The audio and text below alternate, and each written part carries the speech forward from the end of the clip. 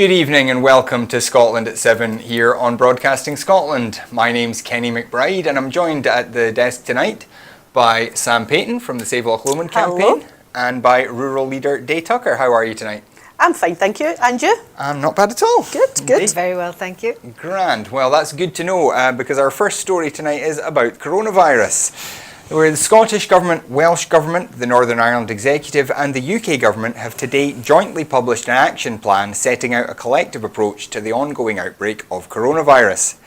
The Scottish Government has also published additional Scotland-specific guidance on its resilience and response arrangements, which provides further detail on how the response will be delivered and coordinated if there is a sustained epidemic. First Minister Nicola Sturgeon said, "The Scottish Government and NHS Scotland are well prepared to deal with the coronavirus outbreak. As well as the Four Nations Action Plan published today, we have also published tailored guidance for Scotland's unique landscape. The Action Plan and the detail of our additional resilience arrangements for Scotland set out very clearly what we know so far about coronavirus, the different phases of managing an infection of this nature, what each phase means, and the actions that have been or could potentially be taken at each stage. Much of this planning is based on reasonable worst-case scenarios, which will be refined as our understanding of the virus develops. But it is vital that we are well equipped to deal with all possibilities as the outbreak grows globally. We will continue to work closely with the UK Government, Welsh Government and the Northern Ireland Executive as part of a coordinated response to this virus."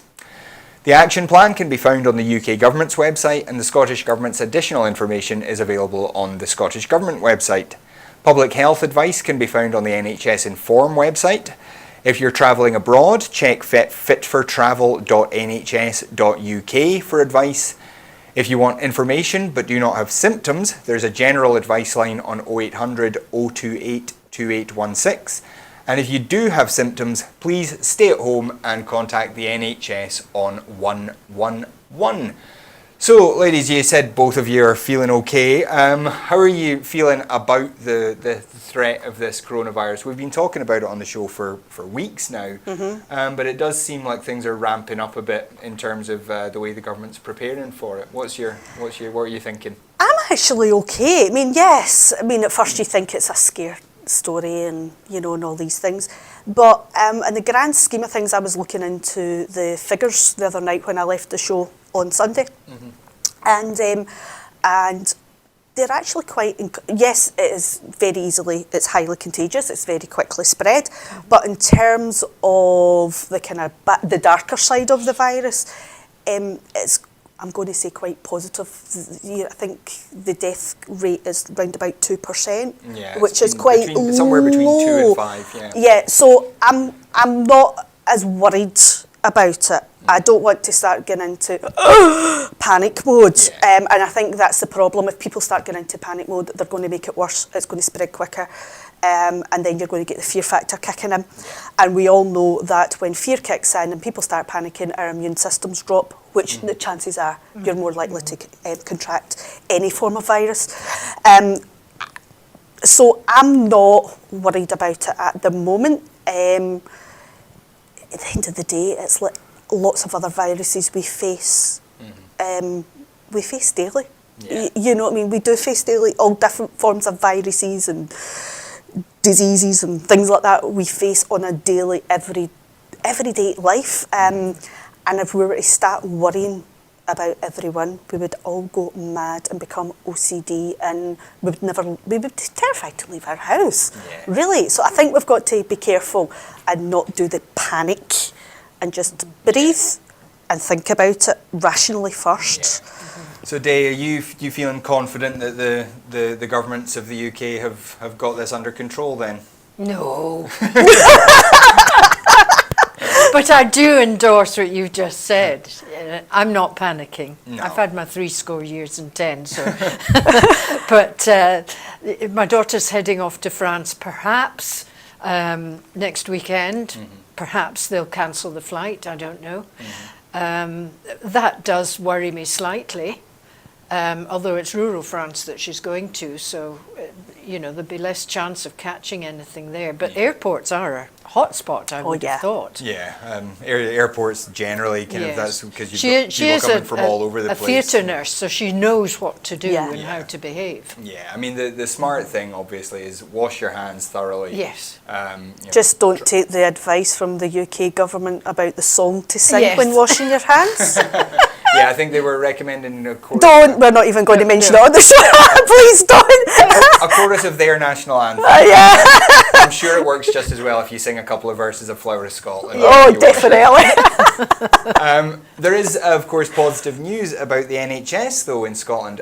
New figures published today show a record number of staff in the Scottish Health Service, including record numbers of medical and nursing staff.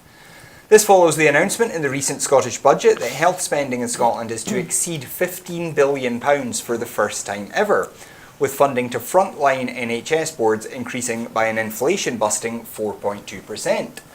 Commenting on the figures, Health Secretary Jean Freeman said, "Our NHS Scotland staff do a fantastic job every day, and today's figures show there are now a new record high number of them, having increased by over 15,000 whole-time equivalent, that's 12.1% under this government. Our record high staffing includes a record high number of consultants, nurses and midwives. Our NHS workforce is continuing to grow as we work to ensure that we continue to have the right people in the right place at the right time to deliver the high quality care which meets Scotland's needs. This is in the context of Scotland's NHS already having 44% more nurses and midwives per head than the NHS in England." 44%. Yeah. It's a lot. Quite a lot, isn't it? It is, and I mean, part of this obviously is the way Scotland's population is Yeah. distributed. A hospital in Inverness still needs to be fully staffed, even though it may not have the same intensity of Yep. activity that Yep. a hospital in Glasgow does. But generally speaking, the Scottish Government has taken some big steps Yes. over the last 10 years to improve the NHS. I don't know, have you had a lot of interaction with the NHS, and what do you make of how the service has I've had changed? very little interaction with them because I'm, touch wood, a very healthy person. But what little interaction I have had, I've found incredibly efficient, caring. I haven't had to wait for ages to get appointments. I have an email that comes in almost daily about health, which I think is probably even a UK thing, but it tells you about things that are happening and how to avoid stuff and what have you. And our own GP practice in our village is so efficient and high tech and up to the minute. If I need to reorder pills, I just do it by email and the pills arrive at the chemist. They ask you where they want to be delivered. And usually I just say the chemist, so I pick them up from the chemist. And there was one time when they hadn't been delivered to the chemist, and the chemist just phoned up, and they were there within minutes. Yeah. Amazing. And Sam, how do you think the NHS is I'm performing? going to be not as enthusiastic. I'm a double-edged sword in this one because I've seen two sides of it. From a personal side, I go for breast screening every year, and the NHS is amazing.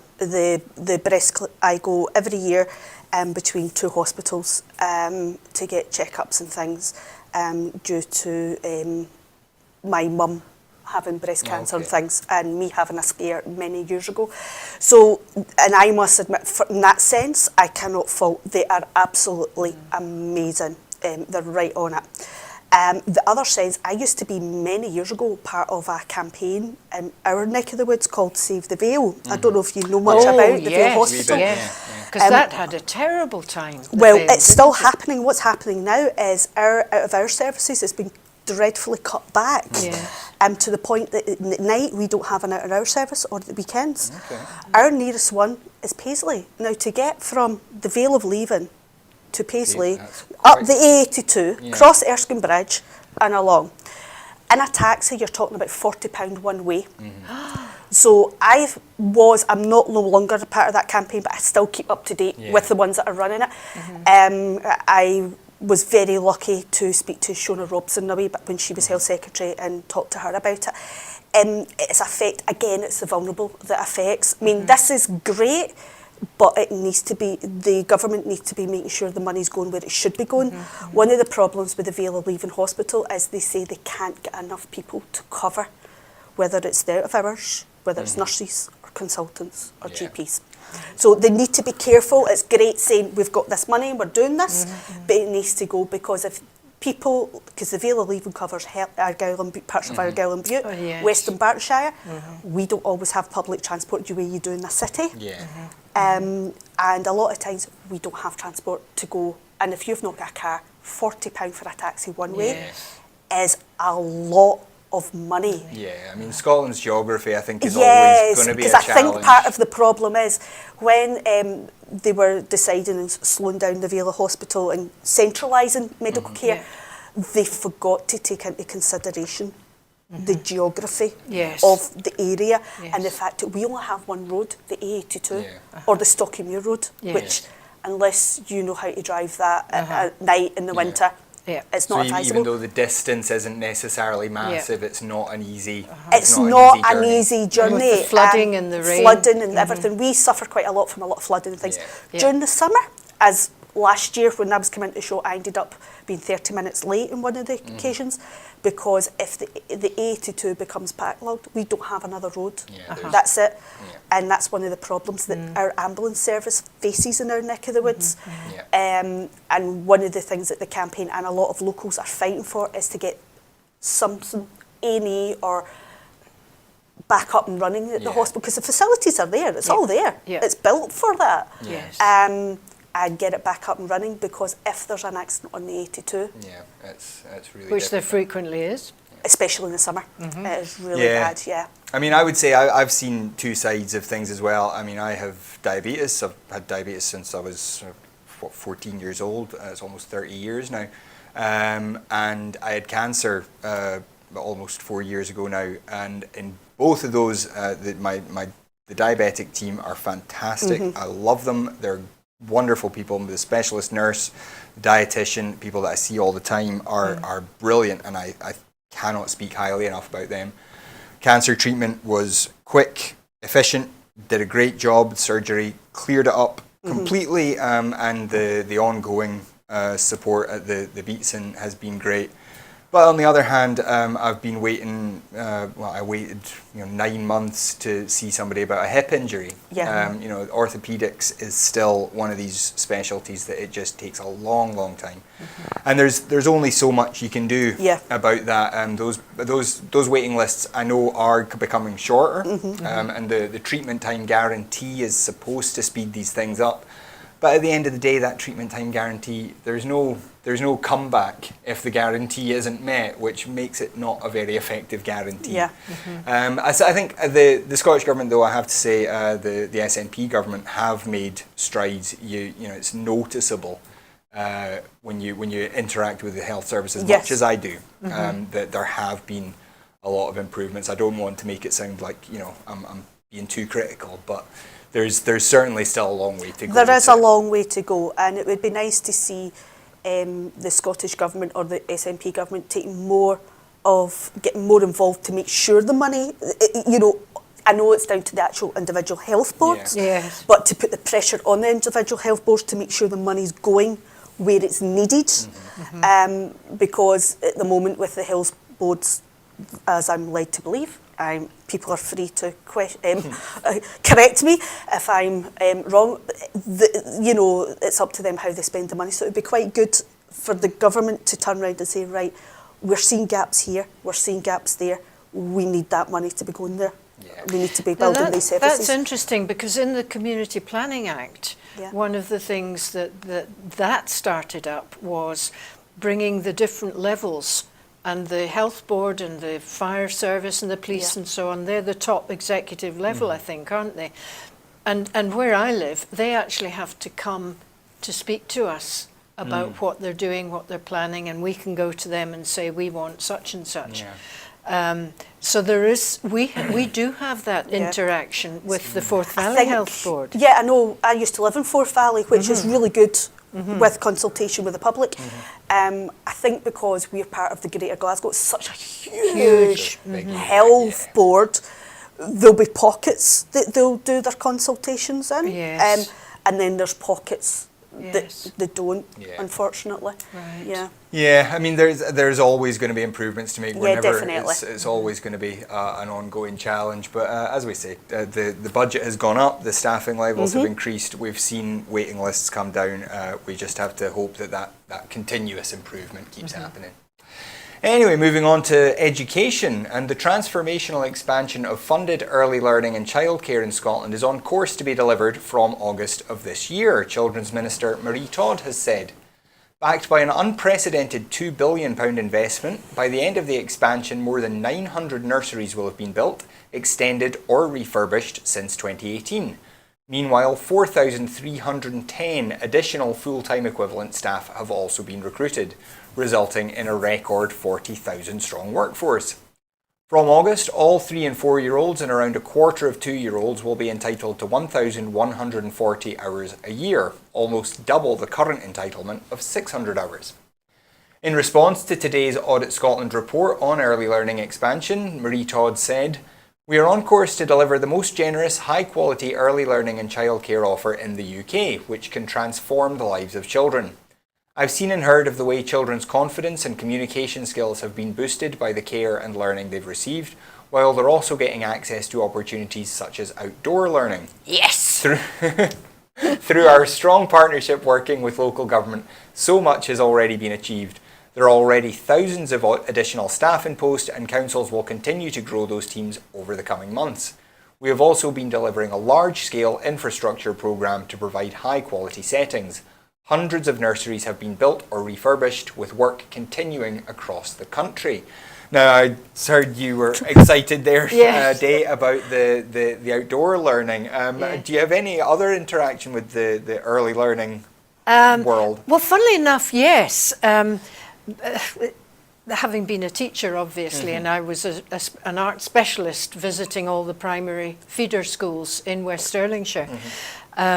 But we've got a strip of wood which comes down from the village and borders some of our fields. And I was approached by a lady who owns one of the early learning schools, the Montessori one. Could she use this for the kids to come and do whatever they do? And I said, yes, absolutely. And they're still doing that. They come out, they get all kitted up, and I don't know what it is they do, but you can hear hilarious laughter in amongst the trees. And I've never actually gone and looked to see what they're doing, but I'm sure, I mean, they're all supervised. Sounds like fun. And it sounds like fun, and they're just wee souls. So we just let them use that area, and everybody else we try and keep away from the area while the kids are there. But I'm a great supporter of outdoor learning, and please leave them till they're about 7 before you have all this formal stuff. Yeah. And you have a young son, Sam. Yes, I do. What are your feelings about the early learning and? Oh, I'm a setup? great fan of early learning, and this is just amazing. I wish this was kind of getting brought into play when he was at nursery. He's now just too old for this. I'm a great fan of outdoor learning. Get them outside, get them dirty, let them experience the outdoors. You're getting more and more forest schools. Forest schools, yes. Which is amazing. Isn't it? Honestly, it is just absolutely amazing. Yes. I love it. And as you know, I'm very much see this, getting them to sit down and do work at a very young age. I'm not for that. Let them be kids. Let them get out there and experience. Get dirty. Get dirty. Build up your immune system. Exactly. I mean, there's nothing better than I've got 3 boys. My youngest is 8, oldest is 26. Gosh. And one thing they'll always say is, my mum always said to us, if we come in too clean, what have you been doing? I was more worried about what they'd been doing, whereas if they come in dirty, it's good. You've had a good time. That's fine. Yeah. Go for a shower. That's fine. Just get the clothes off, strip. At the end of the day, soap and water. Wonderful thing. Yes. You know, let them get out, let them get manky, let them jump about in mud, water, you name it, climb trees. That's right. The amount of giggles we've had with them climbing trees, getting stuck, and Yeah. there's Daft Mum here having to go up and pull them down. But that's what it's about. Yes. And when you're wee a bit like that, yeah. And Yeah. for us, as we start getting older, it's good for us as well. That's right. Because we're out with them. Climbing trees, Yeah. climbing walls, And it getting teaches stuck. them about risk and how to Yes. assess risk It themselves. does. It gives them so many life skills. Yes. I know with my youngest, he's got a really bad squint eye, and quite a lot of times he can't see out his eye. And one of the things he learnt with going outdoors was not to be scared. Yes. And if you didn't know he had this issue, you would never know that how his eyesight was, because he would just run, jump across burns, Yes, streams. yes. Amount of times I would be shouting like a banshee because you'd see him going to run into a lamppost or a hedge, but he had no sense of fear, and that's what being a kid's about. Is that. And then, as you say, as they get older, they start to learn to risk assess Yes. danger themselves. And kids have got to have that without us Yes. constantly wrapping them up in cotton wool and going, umbrella parenting. Yes. They've Yeah. got to be allowed, but I think it's great. And of course, we should just mention your son also has some quite strong views on education. Oh, he himself. does. Oh, he does. Oh, He's- my goodness. He's been campaigning for exactly what you were saying of Right. restricting a certain amount of academic learning. He wants Yes. to stop Wayne's having Homework. Up to primary 6, he says it's okay for primary 7 upwards because you need to prepare for high school. But he's actually got his own petition, Yeah. and he's actually had it Wow. at Scottish Parliament getting MSPs to sign it. It's hilarious, and he actually has these debates with his teachers, Gosh. and because he says kids should be allowed to be kids. Yep. Good for him. I will say I firmly support it. Yes. I would have loved to not have had any homework when I was his age. We all would have. Anyway, we move on now to a rather less cheerful story at Westminster. The SNP's Joanna Cherry and Labour Shadow Home Secretary Diane Abbott have called for a full independent inquiry into the conduct of the Home Secretary Priti Patel, as fresh allegations about her abusive behaviour have come to light. The renewed call follows revelations that a civil servant took an overdose after being bullied and dismissed from her job by Patel. On Saturday, the permanent secretary at the Home Office, Sir Philip Rutnam, quit after accusing Patel of a vicious and orchestrated campaign against him. Yesterday, accusations emerged of Patel's unprovoked aggression towards an aide in 2015, who was later removed from their job. The aide reportedly received a £25,000 payout after threatening a lawsuit naming Patel, and is then said to have taken an overdose shortly after being removed from post. An inquiry led by the Cabinet Office has been announced, but opposition politicians have joined the head of the Senior Civil Servants Union, Dave Penman, in calling for a truly independent inquiry, fearing that the Cabinet Office might be more inclined towards a cover-up than a real investigation. Joanna Cherry MP, the SNP's Shadow Home Secretary, said, "I raised this matter in the House of Commons on Tuesday, and the fresh allegations now coming to light against Priti Patel mean that there must now be a full independent inquiry into the conduct of the Home Secretary. Civil servants must be able to carry out their vital roles without fear or intimidation. Her position is becoming increasingly untenable as it seems as though Priti Patel may be creating a hostile environment inside the Home Office as well as outside of it. Given the seriousness of the allegations and the remarks by top civil servant Sir Philip Rutnam that the conduct was part of a wider pattern in the UK government, this simply cannot be brushed under the carpet." And this clearly is some disturbing allegations. If somebody has been driven to suicidal Yes. impulses by bullying in the workplace, then clearly it's something that has to be looked into in some depth. And Priti Patel, as we said there, has been accused now twice in quick succession of really unprofessional behaviour, bullying behaviour, abusive behaviour. What do you think should be done with politicians who are in this kind of position where there isn't necessarily the same kind of accountability as there is in other lines of work? Well, they must be held accountable, and Joanna Cherry is quite right. And it probably has always gone on, rumbling away, but they've always got away with it, from what I can gather. However, with Dominic Cummings now seeming to be in control, and he he seems to be promoting this hostile environment. Yeah. He's wanting, weirdos and misfits to apply for the job. Priti Patel certainly fits the bill. Yeah.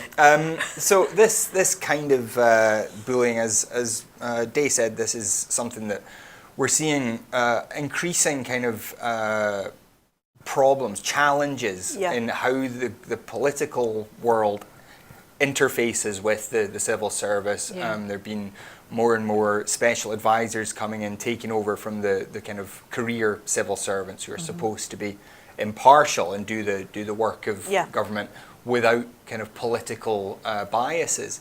What's your feeling on how this news is emerging, and what impact do you think it might have on the government? I'm not surprised, going by this current government and their advisors. They are creating, and they're doing it deliberately, creating this hostile environment where they are basically, and you could see it on the run-up, even through the campaign for Brexit and the general election. That's right. It's this They're playing really to that audience, hostile environment, and they are actually encouraging bullying, hatred, and you can see it.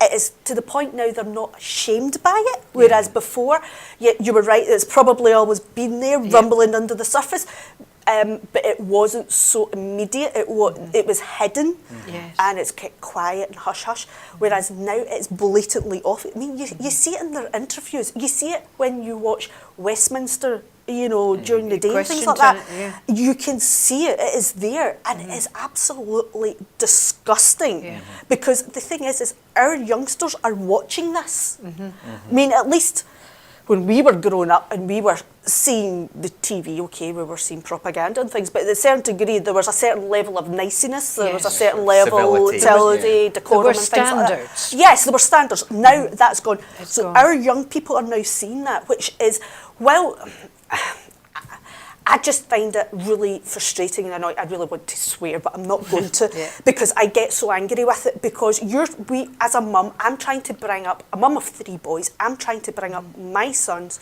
to respect others, to speak with a certain level of respect when they're talking to people, not to be hostile, respect other people's views, be polite, well-mannered, all these general things that come, as parents we want our children to be.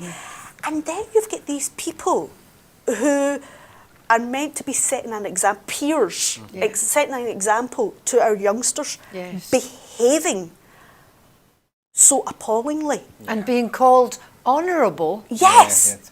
Exactly. All described as honourable gentlemen, and you think ladies, you're giving the kids a kind of double standard here. And the thing is as well, when you're getting men being really nasty to females, then that takes you into another scenario.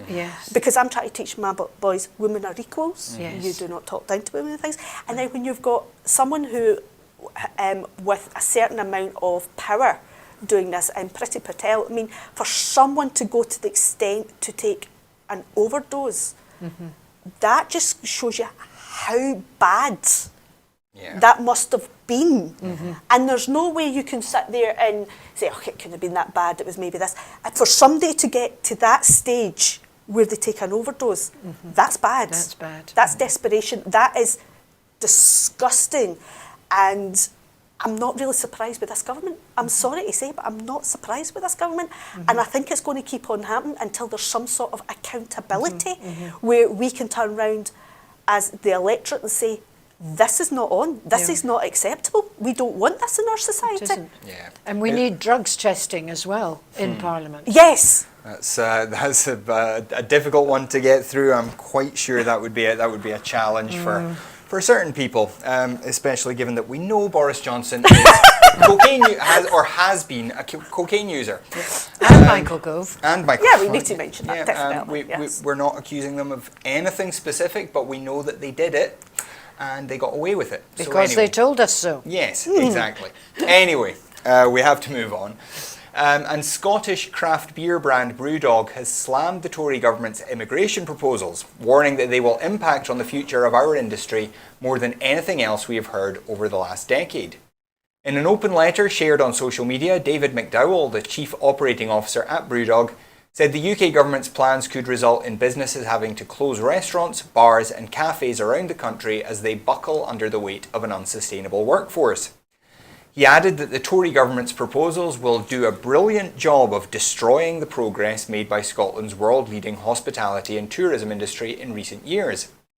Aberdeenshire East MSP Gillian Martin said, "This is a welcome intervention from one of Scotland's most successful companies, and it adds to the concerns already expressed by stakeholders in tourism, agriculture, care and fishing.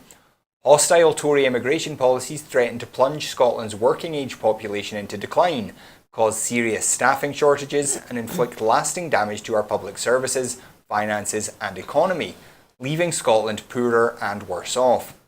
The UK government's isolationist immigration plans fail to address Scotland's economic, demographic and social needs, and time is quickly running out for Jackson Carlaw to stand up for the interests of business across Scotland and back proposals for a Scottish visa." And now, you mentioned there the hostile environment. This is exactly where that term comes from, this idea of trying at all costs, this Tory government trying to keep out foreigners by whatever means, even if it costs business. Particularly EU foreigners. Well, Boris Johnson, when he was told about the risks and how business was concerned about this, reportedly said "F business," except he said the whole word. But we don't swear on Broadcasting Scotland. So, we try not to. But interestingly, aren't there more migrants now coming from outside the EU Yeah. I believe so, yes. than there has ever been before? Yes. And yet, the area where they always had control has grown and grown, even as this hostile environment has played out. What do you think the end game is? I keep asking this, and we keep not quite coming up with an answer. Is there an end game I don't know. where the UK government thinks that somehow eventually this is going to be good for the country? I can't get on the same wavelength of them to think, how they think, because they're just, they're a total different breed. They're just, what is the end game? How far are they willing to go? And that's the scary bit, is how far are they willing to go? I mean, we're seeing the hostile environment, that it's been deliberately created. Yes. And this is part of this, whether it's immigration, bullying at the top ends of government, or regarding even just businesses. Businesses are saying themselves, this is not going to this is not going to work. Even with the farm industry, the fisheries and all the businesses that we've got in Scotland are all saying, this is not going to work. We need to be able to have our own visa. We need to be able to bring immigration in. And this is the thing they don't seem to get, Scotland's geographical landscape. It's not that easy to go from A to B. No. It'd be great if we could, but we can't. We've got big mountains and rivers and things, and lochs and things like that. It's not. The thing is we need people from around the world to help some of our industries. Tourism is one of them. Hospitality is another. Our care industry as well. Yep. We don't have the population ourselves. And the thing is, what will end up happening if it's not already happening is people will start doing the job of 3 and 4 people. So what you're then going to have is this knock-on effect. I'm a great believer on the butterfly effect, so to speak, and how things work. And this is, with the UK government, it's this short-scale glass ball that they seem to kind of work on, whereas I work on the butterfly effect, how it affects later on. And what's going to happen is our workers are going to end up doing the jobs of 3 and 4 people. They're going to suffer stress, mental health problems. Then that's going to put effects onto the NHS, which is going to, and you then have this knock-on effect that goes down the line. And it's really bad for an economy. You're going to have businesses closing, you're going to have more unemployment, you're going to, so we need more business people like Brewdog to actually stand up and be very open and speak out and say, this is not going to work. Yeah. This is going to destroy our economy. Well, just to move on to our next story, it is somewhat linked. The SNP has welcomed a report by one of the world's leading immigration law firms, Fragomen, that concludes that the retention of freedom of movement of EU nationals in Scotland would be a practical and workable option as a regional migration system for after Brexit. The Scottish Futures report, published today, sets out how Scotland's distinct population needs could be met through a regional migration system, with one important option being continuation of the rights of European citizens to live and work in Scotland, even after those rights have been removed from the rest of the UK. A whole range of other possible additional visa options is set out, learning from international best practice. The report follows a warning from the Federation of Small Businesses that 1 in 5 businesses in Scotland could close or radically change their business model under the Tories' post-Brexit immigration plans. It also comes after the Home Office dismissed the Scottish Government's visa options for Scotland without any consideration. A range of stakeholder groups have backed the SNP's call for a regional migration system for Scotland, piling pressure on the UK Government to engage seriously with the proposals.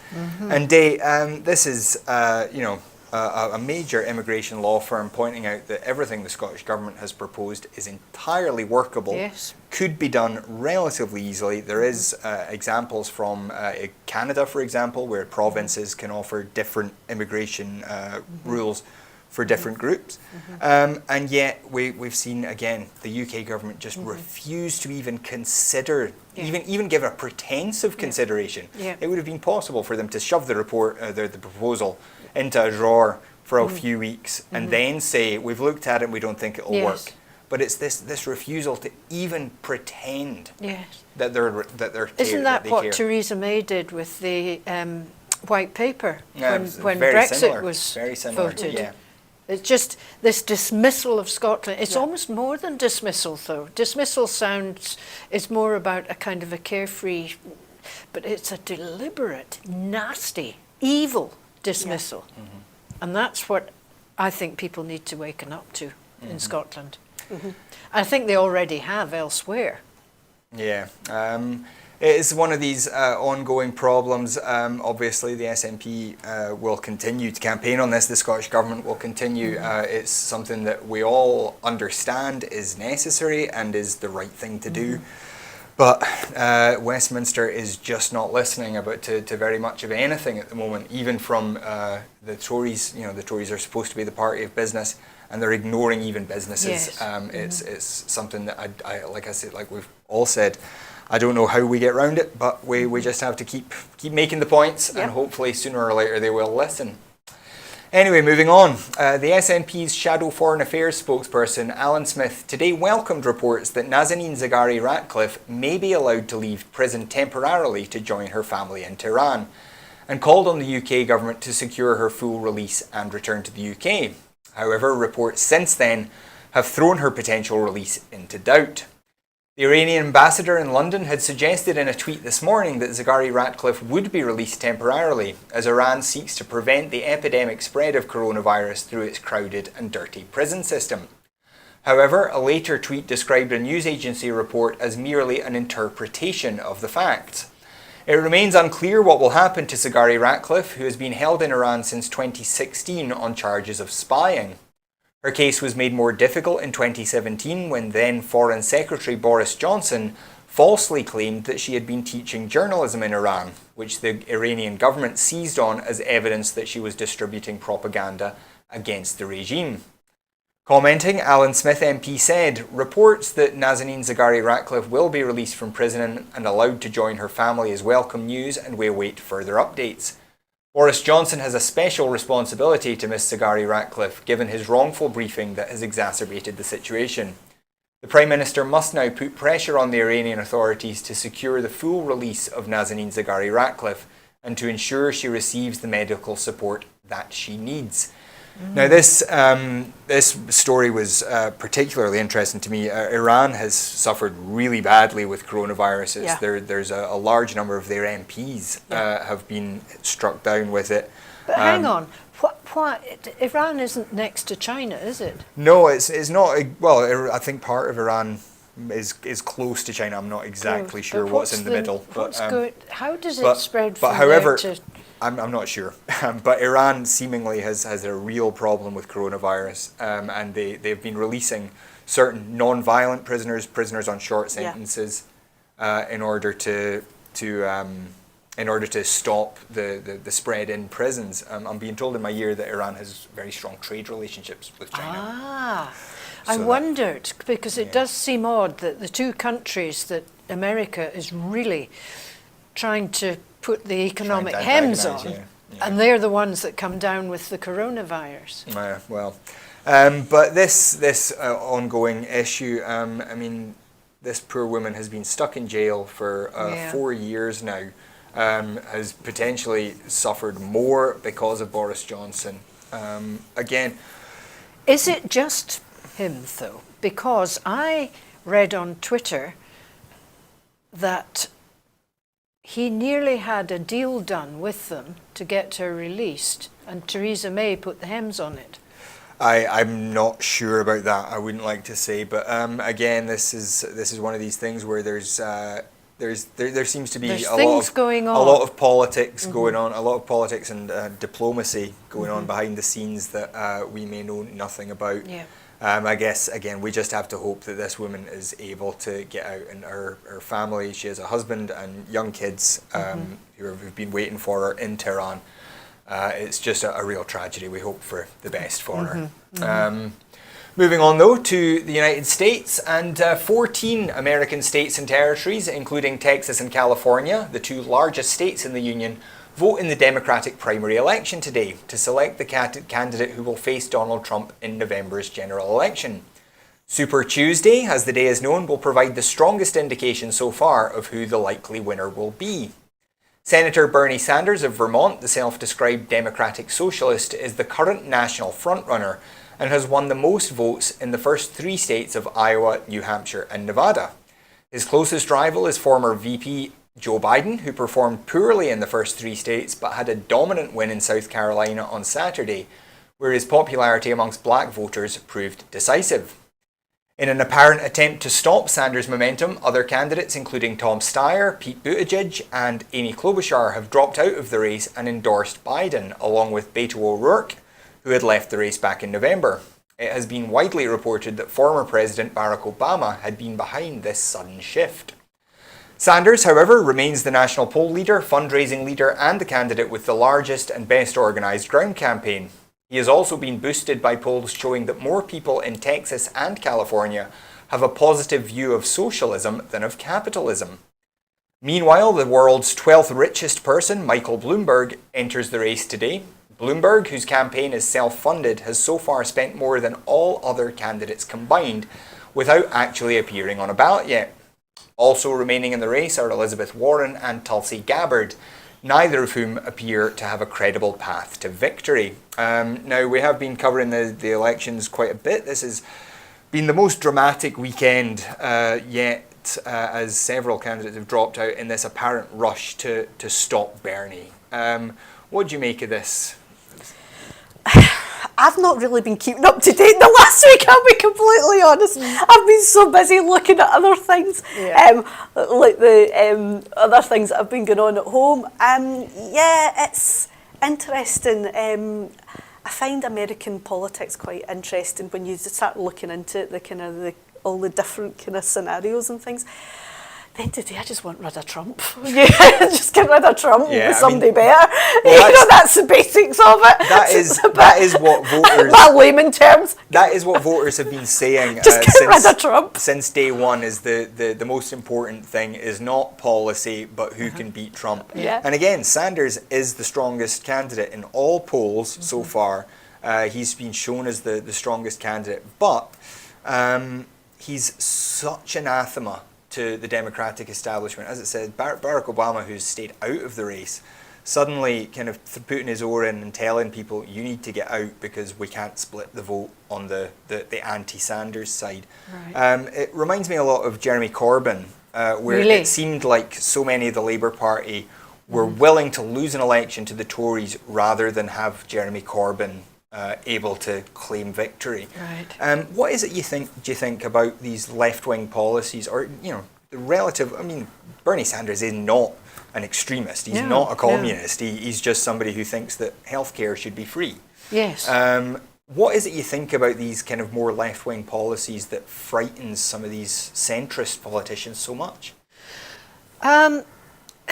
From what I gather from listening to people who can't bear anything left, they keep talking about the left, and they seem to think that left policies mean that people with goals and aspirations will have to pay for the left who don't work, and it's as basic and crude as that.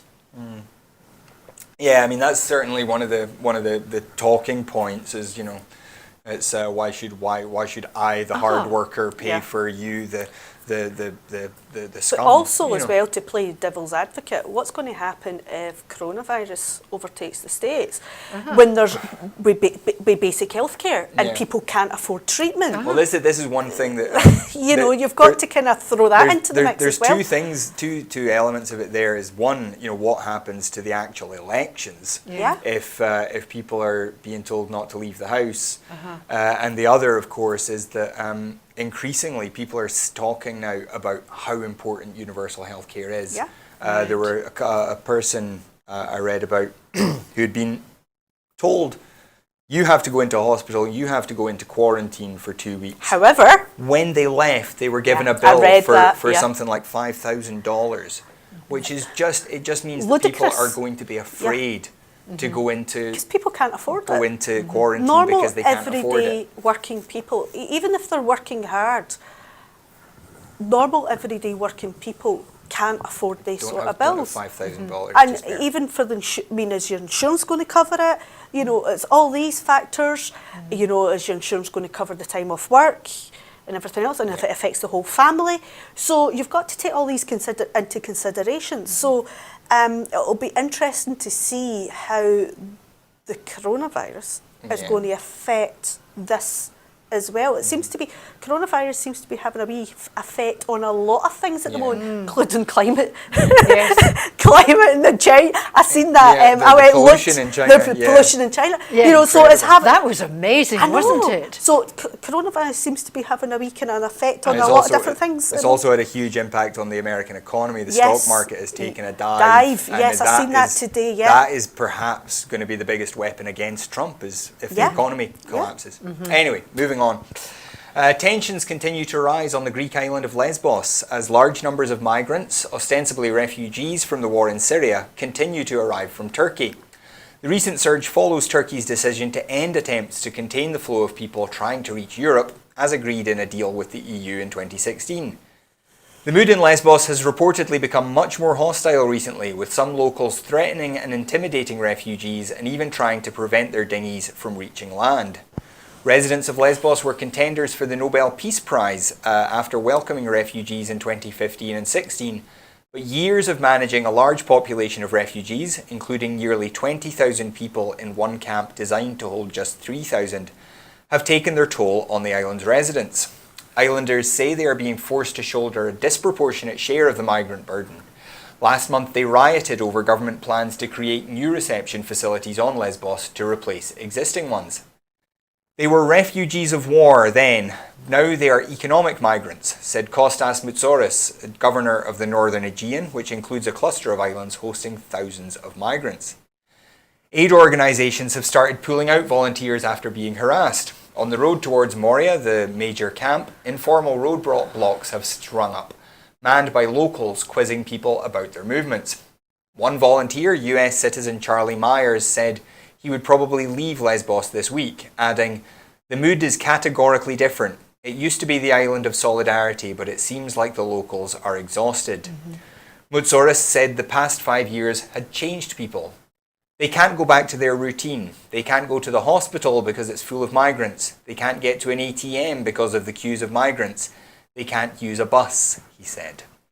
And this is, a real crisis. Turkey has done this apparently out of spite. They've argued that the EU hasn't given them enough money to manage the flow of people themselves, and have then said, well, we're not going to try and stop them anymore, and have basically started shooing them towards Lesbos, which is only 4 miles away from the Turkish shore. Turkey may have a point. Yeah, there's blame, I think, on all sides. Because here. I've been reading, I get lots of emails coming in about, from Euractiv and that sort of thing.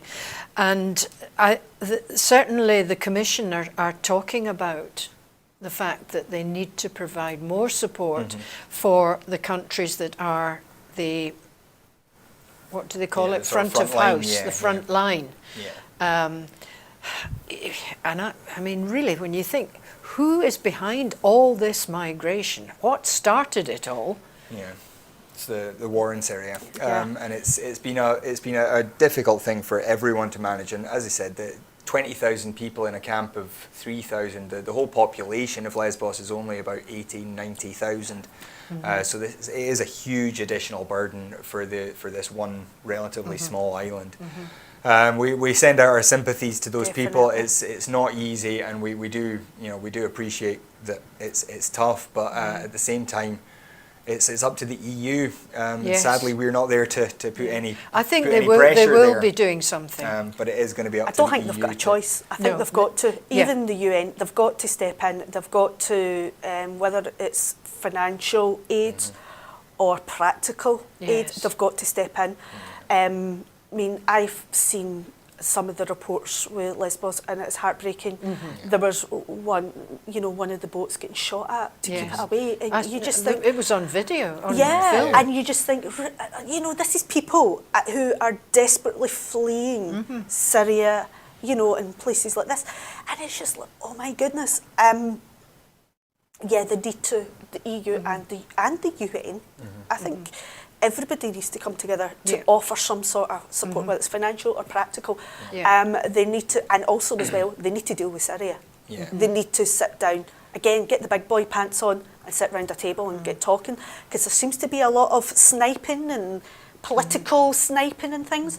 Sit down and actually sort it out. Be adults. Absolutely. Anyway, back in Scotland, the National Farmers Union has said there needs to be managed change in the industry as Scotland leaves the EU and its Common Agricultural Policy. The union launched its new policy document today at the Scottish Parliament, and President Andrew McCormick said, NFU Scotland's proposals will future-proof our sector by making meaningful changes to existing CAP rules throughout the transition period, driving forward with new pilot schemes in 2021 to 24, and producing a new agricultural policy for Scotland in 2025 that is fit for purpose. Both these short and longer term proposals recognise Scottish agriculture's fundamental role in emissions reduction and carbon sequestration, whilst retaining our ability to profitably produce food to the highest of standards. To fund NFU Scotland's policy proposals for 2021 to 24, a multi-annual ring-fenced financial framework must be established for Scotland, with at least the same quantum of funding as now under both pillars of the Common Agricultural Policy. And Day, this is one of the big reasons we had to ask you in today. What do you make of this proposal that's come out today from the NFU? I've been following it since way back, and the policies for change were years ago, and we've watched what NFU are trying to work with Scottish Government and the UK Government to try and address climate change and farming and try and work things out. But I have to say, for all this grand stuff, the elephant in the room is the market. And unless farmers are getting a reasonable amount of money for the produce, I can't see that just giving them money for environmental things is going to help. When you think that a bottle of milk is dearer than a bottle of water, it's cheaper than a bottle of water. And there's all sorts of other things that you see, and it's just appalling. Yeah. And what is there then that you think government could do to help improve that side of things for people? Or is that something that the supermarkets and whatnot need to take responsibility for? Well, in France, the supermarkets have a lot less control than they do in this country. The supermarket's king. And that started with Tony Blair and his great friend, what was he called? The guy who ran Tesco at the time, yeah, CEO of Tesco. And eventually they agreed that after much pressure from the farmers' unions that there should be a supermarkets ombudsman. Eventually they got one, but she had no powers. She still doesn't really have any powers. Yeah, because of course I think that was the big issue then, I think, was milk, wasn't it? Where milk was being sold by supermarkets at below the cost of production. Yes, And yes. so the farmers... And it still is in some I places. was just going to say that. Is it still And not so like the that? farmers had to either choose between selling at a loss or just giving up their farms altogether. Yes. That was the only options. And so what has happened is that you've had masses and masses of farmers giving up their farms, as you say, but actually the number of cows hasn't gone down. What's happened is that the bigger farmers, the more efficient ones, have taken over. And, you know, so now you have these great big dairy farms and no small family farms left. And of course, that larger, efficient farm is the kind of farm that's less likely to be doing all the important environmental work. They're Yes. less likely to have high standards of animal welfare and things like that. Well,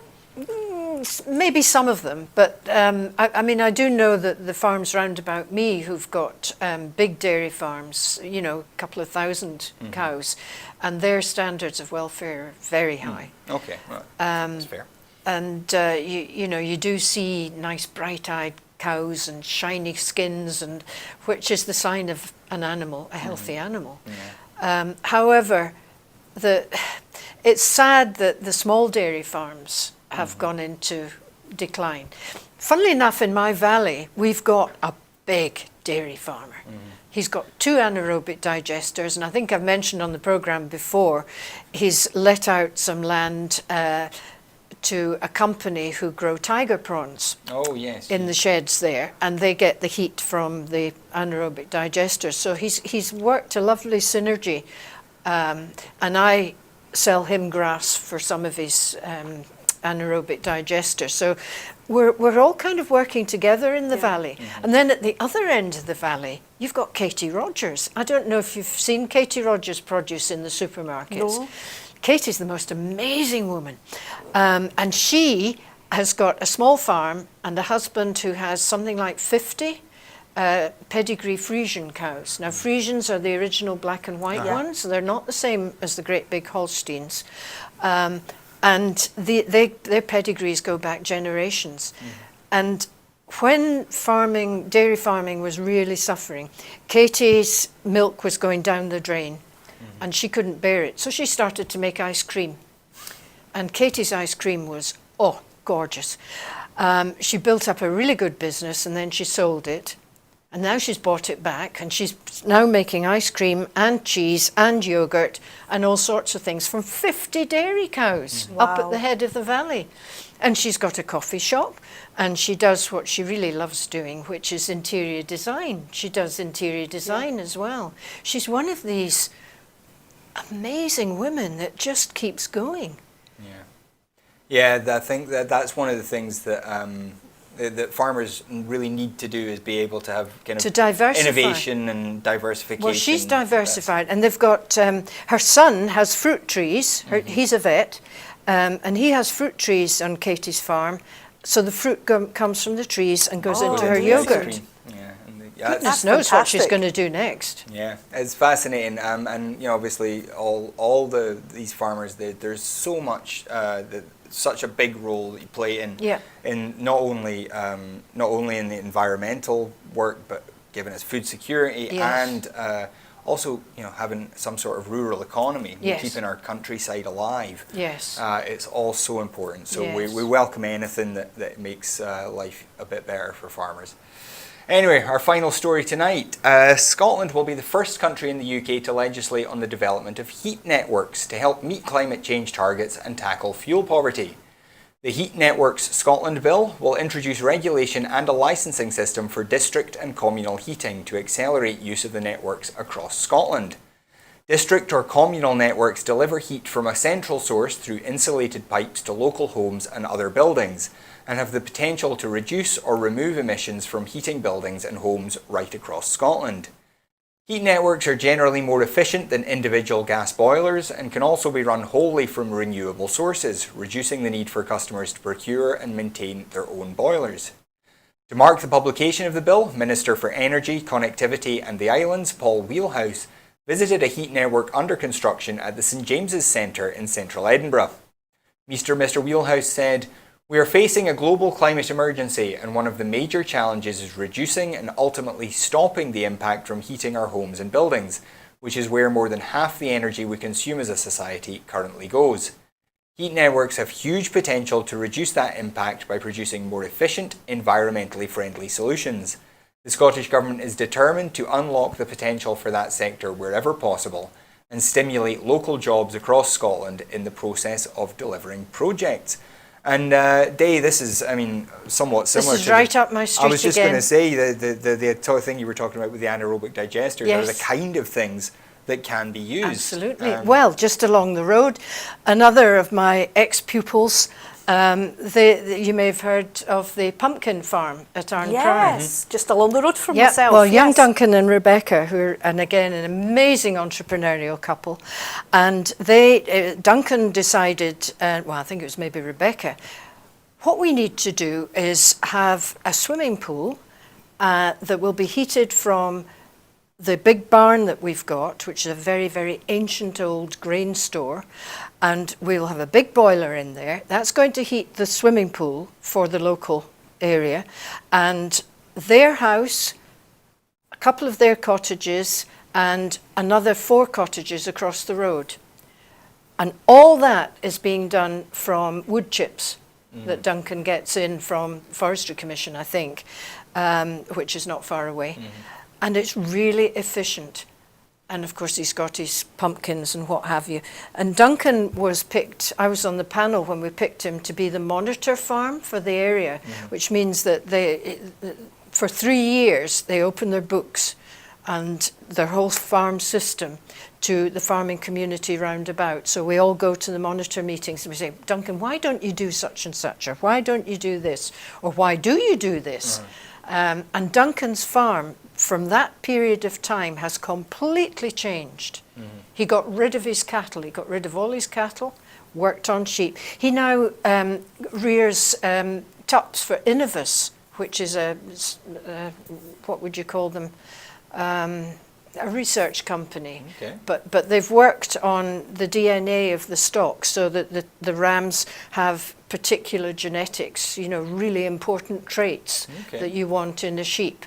And then Duncan will have a farm sale of all the rams and all the other people in the country who breed the Innovus tups for them. Because Duncan is just one hub. There's lots of these hubs all over, and they're breeding these really good rams.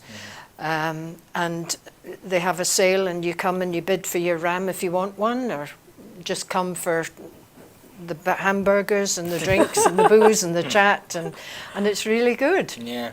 And Sam, what do you make of this? These heat networks? Is this something you know anything about? I've just started kind of reading up on them lately.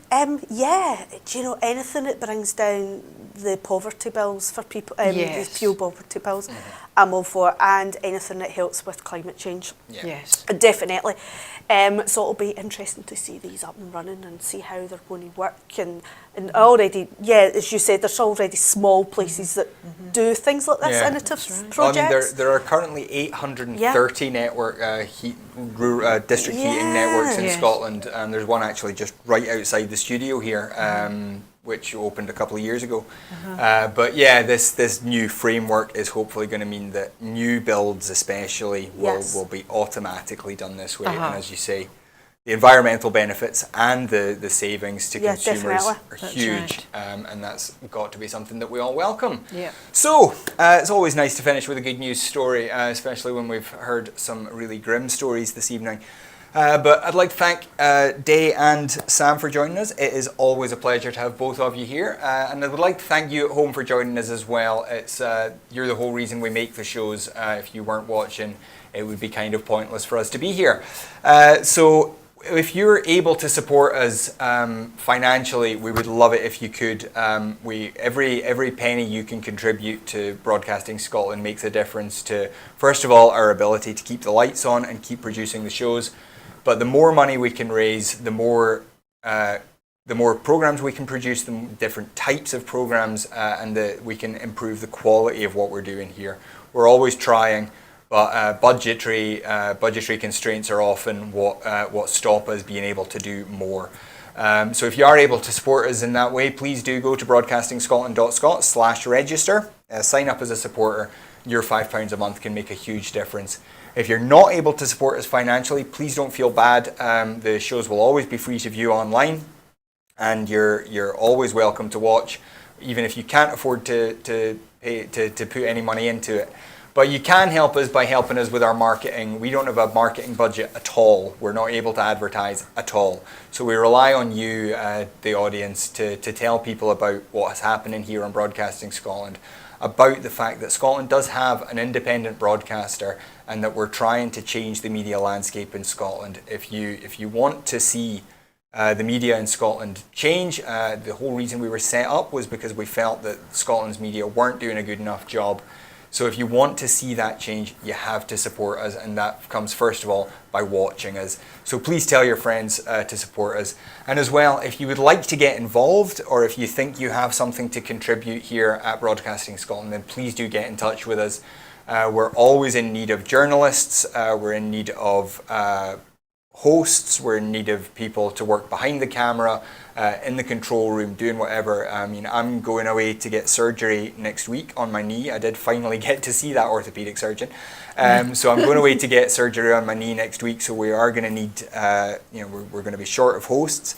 So please, if you're able to contribute in any way, if you want to get involved, if you want to get a foot in the door of the media industry, get some experience, or if you're maybe a retired journalist who just would like to keep their hand in, please do get in touch. We're always open for any contribution that you think you can make. But that is all we've got time for. We've actually gone a little bit over time tonight, but it's worth it when I've got two such fabulous guests to talk to. So thanks once again today, and to You're Sam, welcome. thanks again to you for watching. I'll be back again tomorrow night at 7. Until then, have a great night.